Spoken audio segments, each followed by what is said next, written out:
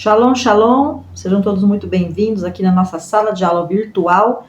Eu quero tratar de um assunto com vocês hoje, que é a análise do capítulo 23 do livro de Provérbios.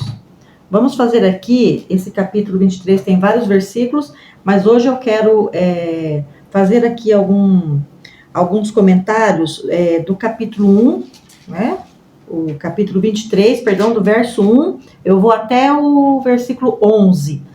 Vamos analisar aqui as profundas instruções que Salomão deixou para a igreja, deixou para as nossas vidas, para o nosso cotidiano. O livro de Provérbios é um livro de profunda sabedoria. Se nós dedicarmos a nossa vida a estudar o livro de Provérbios, a nossa vida será muito melhor, certo? Então, quais são aqui os primeiros apontamentos que eu quero trazer para vocês aí? Vamos estudar aqui junto comigo, vamos para esta aula, certo? No versículo 1, ele abre o texto dizendo o seguinte: quando se sentar para comer com o governador, observe cuidadosamente quem está diante de você. Se você tem grande apetite, encoste uma faca em sua garganta. Não seja ávido por suas delícias, porque são alimento enganoso.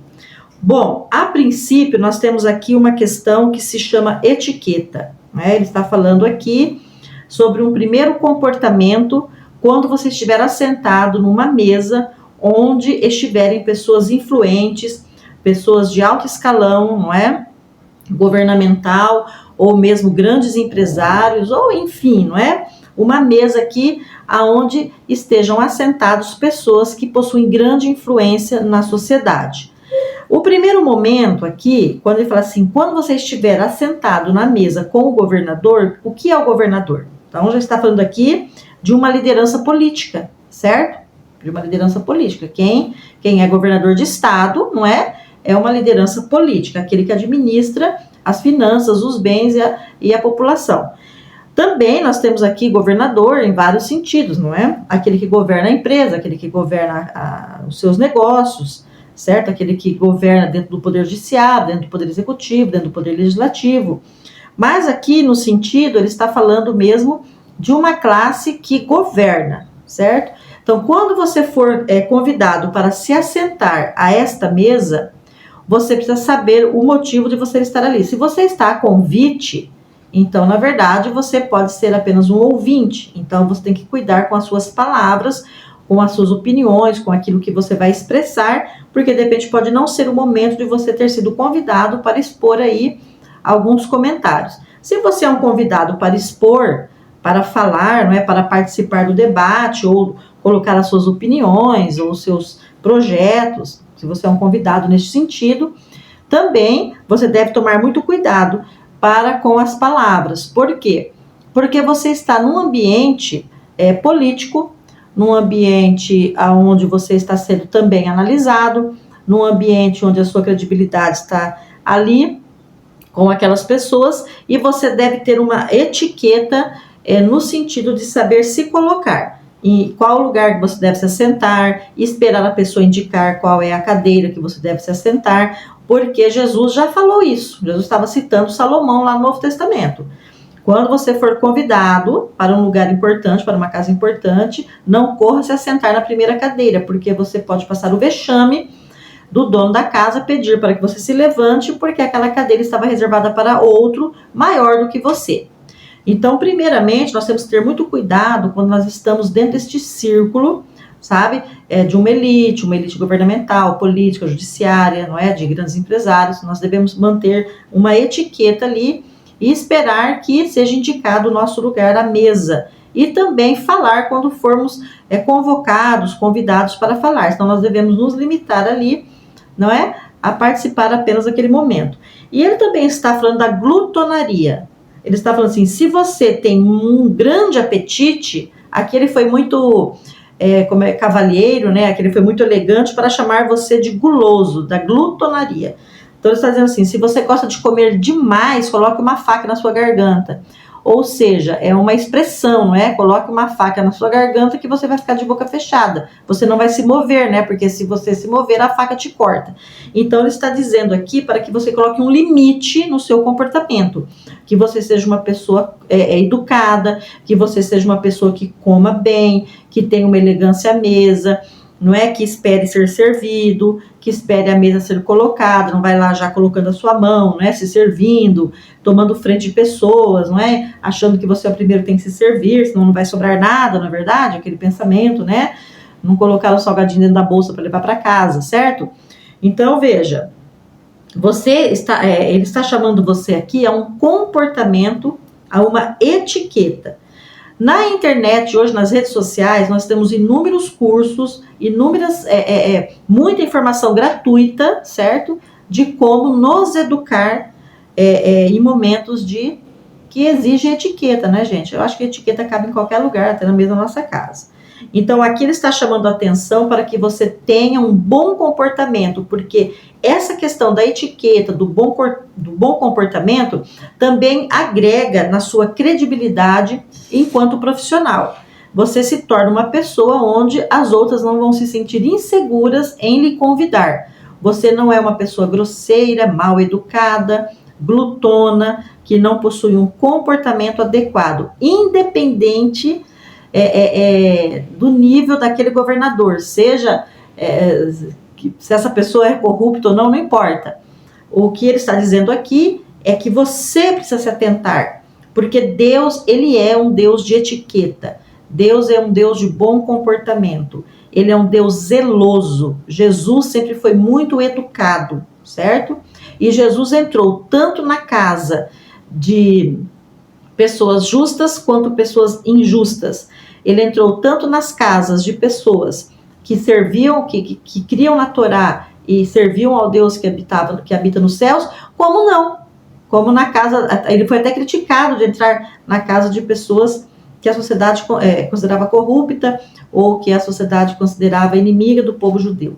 Ele circulava em todos os ambientes. Jesus era convidado para ir em festas de casamento, certo?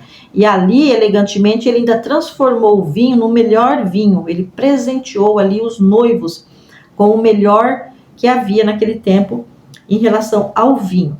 Então, aqui Salomão está chamando a atenção para o seu comportamento. Você precisa fazer jus também ao seu nível de formação. Porque não adianta nada você ser erudito, ser muito culto, falar 4, 5 idiomas e você ser uma pessoa grosseira e mal educada, certo? Então, finalizando aqui esse primeiro momento, a etiqueta, o bom comportamento vai agregar a sua credibilidade perante as autoridades públicas, certo?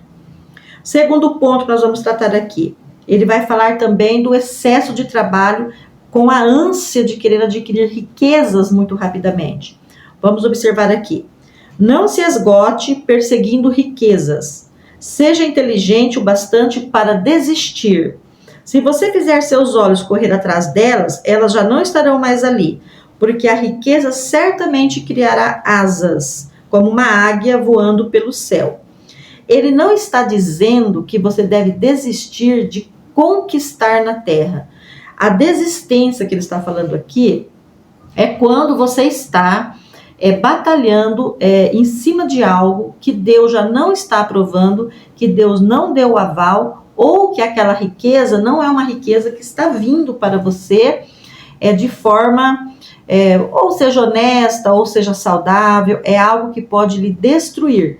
Então, por isso ele está dizendo aqui, seja inteligente o bastante para desistir naquele momento em que você já sabe que a situação não está boa, que a situação está levando você a um fundo do poço, a uma sociedade onde você já analisou que está sendo um problema, de repente aqui seja o momento de você analisar se já não é chegada a hora de você romper com essa sociedade, de você sair dessa sociedade, de você vender a sua parte, começar outra coisa. Ele está falando aqui para você não perder o seu tempo com riquezas que vão escapar das suas mãos.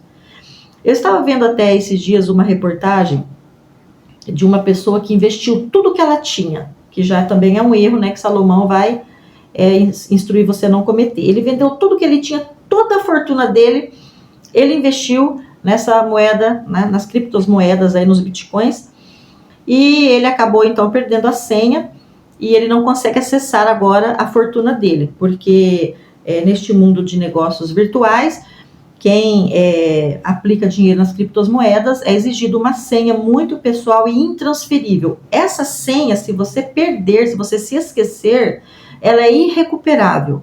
Eles não conseguem recuperar mais esse cadastro. E você perde tudo que estava ali. Uma insensatez. Então é isso que ele está falando. Num momento virou como águia, não é? Tudo que ele tinha é como uma águia que foi para o céu e ele perdeu. Uma insensatez, porque tudo que tinha aplicado num só negócio. E outra coisa, olha também a natureza desse tipo de negócio, né? Quando você tem que ter uma senha a tal ponto que ela é tão perigosa que você não pode correr o risco de anotar uma caderneta ou passar para um terceiro ou deixar anotado no lugar, porque se alguém descobrir aquela senha, eles podem ter acesso a sua conta das criptomoedas e sacar todo o seu dinheiro. Então é uma escravidão também, é uma forma de escravidão. É um tipo de riqueza que, se você analisar bem, dificilmente Deus vai estar aí te apoiando nessa atitude de depositar tudo lá. Né? Não estou falando que você não possa fazer, mas depositar tudo lá o que você tem, não é? E uma senha que não é só você e nem Jesus pode saber, não é? Então é uma coisa assim já, que é o que ele está chamando atenção aqui. Que esse tipo de riqueza não seja a causa principal, o projeto principal da sua vida. Ao ponto de sacrificar família, filhos, casamento, pessoas, cortar relações, perder amizades, perder relacionamentos familiares, só porque você está numa ânsia, não é? De se enriquecer a qualquer custo. Então isso tem a ver com a ganância, tá? É uma riqueza avarenta, gananciosa, de cobiça. Então Deus não apoia esse tipo de atitude. A riqueza, a Bíblia diz que a riqueza vem pelo trabalho, tá? Pelo trabalho. Deus, ele abre trabalho para nós e Deus, ele abençoa o seu trabalho ao ponto de que as portas sejam abertas para você e muitas bênçãos venham para o seu trabalho e você também consegue enriquecer mediante o seu trabalho lícito, né? O seu trabalho daquilo do talento que Deus lhe concedeu, certo? É disso que ele está falando. Terceiro tópico aqui dessa primeira parte. Não coma a refeição do avarento, nem deseje as suas iguarias, porque ele é como alguém que faz as contas. Coma, beba, ele diz, mas ele não está falando com sinceridade, porque o pouco que você comer, você vomitará, e seus elogios terão sido em vão. O conselho que ele está dando aqui é que você não tem necessidade, você não precisa se sentir obrigado a ter relacionamentos ou fazer parcerias ou se assentar numa mesa da pessoa avarenta, da pessoa mesquinha, não é? A avareza, o que é a avareza? É quando o dinheiro é o Deus dele. Toda pessoa avarenta, o dinheiro fala mais alto do que qualquer outro sentimento. O dinheiro dele é mais importante do que o pai e a mãe, do que os irmãos, do que os filhos, do que o casamento. Todo o dinheiro dele dói nele, entendeu? Qualquer coisa que afete aquele dinheiro. Então, ele é avarento. Avarento é diferente de mesquinho. O mesquinho é aquela pessoa que quer tudo só para ele. Ele não consegue repartir nada, não é? Vai comer alguma coisa, eu tenho que ficar com a melhor parte, se sobrar fica para você. Isso é mesquinharia, aquela pessoa que não consegue lhe dar nada. E como diz um pastor aí na internet, né? Quando lhe der, vai lhe dar estragado. Então, isso é mesquinharia. Agora, a avareza é diferente. A avareza é uma idolatria ao dinheiro, onde o dinheiro é tudo da vida dele. Tá? Se ele não tiver aquele dinheiro, ele vai morrer do coração. Tá? Então, Salomão está falando aqui, tome cuidado para comer com o avarento, porque até mesmo o que você está pegando para comer, o que você está fazendo, ele está fazendo as contas de quanto ele está gastando, não é? Ele está fazendo as contas de quanto ele está perdendo ali, até mesmo com aquele banquete que ele te serviu, né? Quanto custou para ele. E isso vai lhe fazer mal. Por isso Salomão falou assim, você vai acabar até vomitando. Ou seja, a pessoa, ela olha com olhos malignos, não é? E ela não está sendo sincera, tá? ou está convidando você para participar de algumas coisas com ela, quando na verdade ela não tem um coração sincero no sentido de partilhar com você aquilo ali, tá? E se ela está lhe oferecendo alguma coisa ela quer em troca, tá? Ela está fazendo as contas ali já, na ponta do lápis, quanto aquilo está custando para ela, porque já está tocando naquilo que ela mais ama, que é o dinheiro dela. Então Salomão falou assim, nem faça parte, porque vai te fazer mal, né? É perigoso ele te dar, se você comer, né, e ele ficar fazendo as contas de quanto ele gastou ali para pagar a conta do restaurante que você comeu, você vai ter uma indisposição intestinal, não é? Vai ter até febre, não é? Então tome cuidado. Outra coisa que ele fala, não fale aos ouvidos do tolo, porque ele despreza o bom senso de suas palavras. O que é o tolo? O tolo é aquele que não ouve conselho de ninguém, que sempre toma atitude sozinho, achando que tudo que ele faz está certo. Toda razão está com ele nunca está errado. Ele nunca está errado. Ele não ouve exortação, não aceita reprimenda, não aceita conselho. Todo tolo tem uma característica de rebelião, tá? De desobediência e rebelião. Ignorância mental, não aceita nada, não aceita conselho. Então Salomão está falando aqui, não perca o seu tempo, tá? Aconselhando, tentando mudar a mentalidade daquele que não quer lhe ouvir, tá? Pare de falar com aquele que não quer lhe ouvir. Deixa ele lá, não é? Quando ele quebrar a cara, quebrar a cabeça, tudo der errado, aí ele vai vir, não é? E vai perguntar para você o que você acha. Eu não acho nada, você não perguntou antes, né? Então agora você precisa resolver o seu problema, certo? Então o que acontece aqui? Jesus também falou sobre isso. Jesus falou assim, não perca tempo em ensinar o tolo, tá? E o tolo, gente, é aquele assim, você ensina e ainda se vira contra você.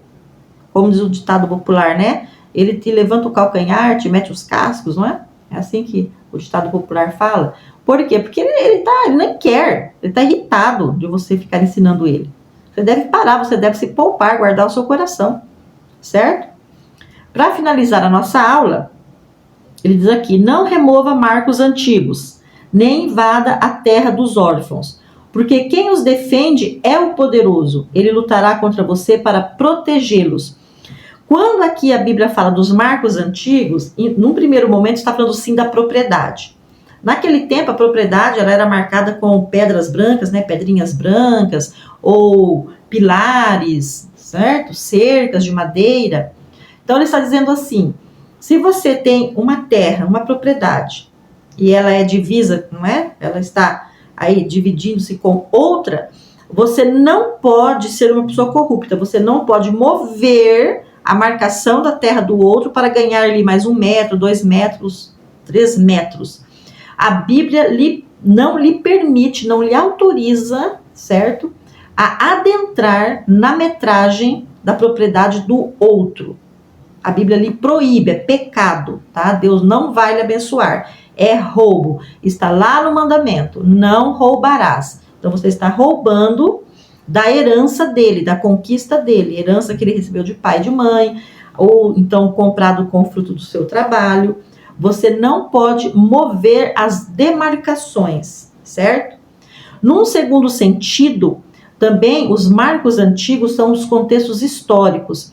Grandes nomes, grandes personalidades, grandes pessoas que contribuíram para o mundo, para a sociedade, para o bem, pessoas que modificaram eras, tá?